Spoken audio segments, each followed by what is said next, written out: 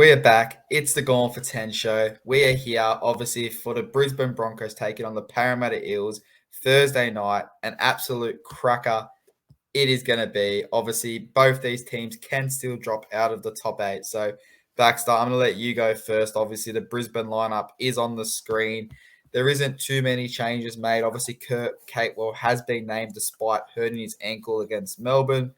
Branko Lee's back on deck after a hamstring injury, which means Deloise Hoyter goes back to 18th man. What are your thoughts on this Broncos side? And what has to change in this side if they are to bounce back after getting embarrassed by, obviously, Melbourne last weekend?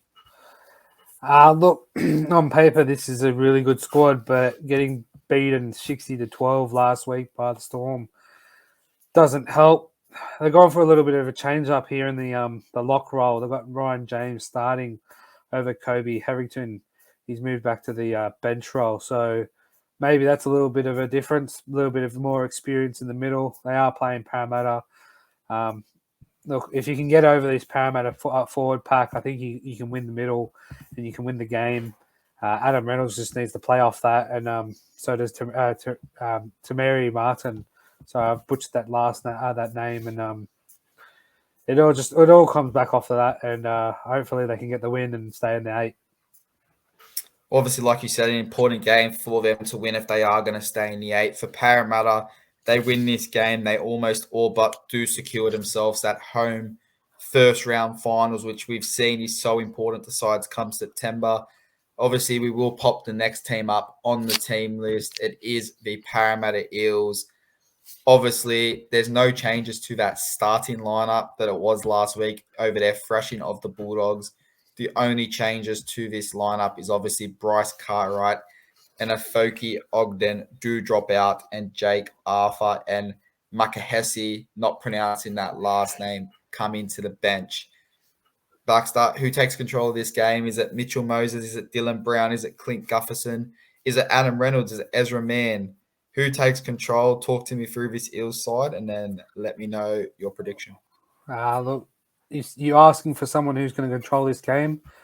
It's going to be either Dylan Brown or Clint Gufferson. It's going to be one of those two blokes because they're on fire. And they need to be to keep these final seasons alive. Obviously, they sit at 5th at the moment with not the best for and against with the teams around them. So one slip up and they can go from 5th all the way to 7th.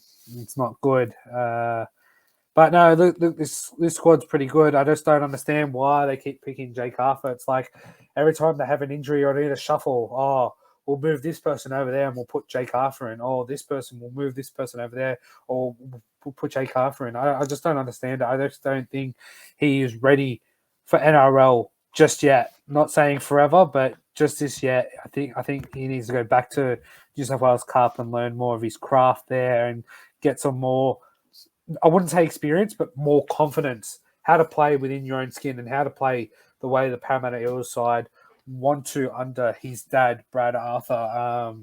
I still don't know how they want to play, but look, you can see from Penrith, you see Luai and Cleary not there, and the two, Salmon and O'Sullivan come in, and they're just two players who just play brilliantly, and for me, it looks like it is Cleary out there, but you get a close-up and it's Mr. O'Sullivan there. So maybe they need to change Jake Arthur and bring someone else in. But look, it'll be a cracking game for Thursday night.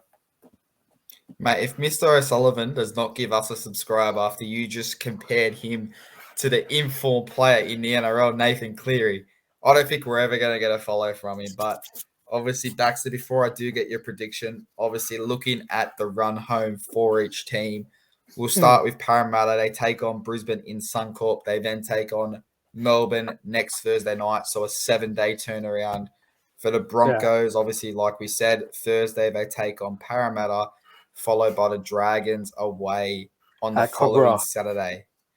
So my question to you is, who gets the 2 points here? And does either of these teams, now I think you're going to favour the Brisbane dropping points in the final rounds, but are Brisbane safe? Are Parramatta safe? Or do you see them both going, I guess, 1 from 2 or 0 from 2 if you're a loser of this game? I see the Broncos winning this one just because they're at home and their record against Parramatta seems to be good. So I see them winning this one, and then the next week I don't see. I don't think the Broncos nor the Eels get a win there. So Eels could come 8 really, or even worse, they could drop out of the top 8 altogether, and it'll be another trophy less season for Parramatta, and it is a bit shocking. But I'll go Brisbane 1-12, keeping on our theme of 1-12 and 13 plus here. So I'll go Broncos 1-12, and man of the match is going to be Adam Reynolds.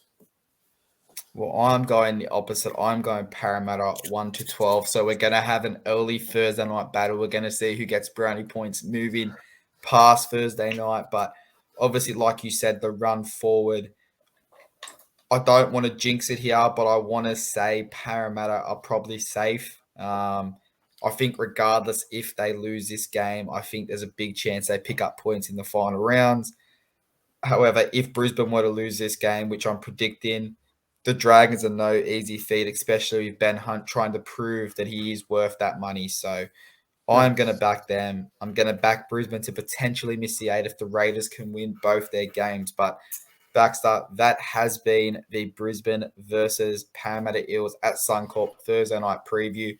And we will be back very soon with the Panthers versus Warriors minor premiers getting presented their trophy. All right, see you then.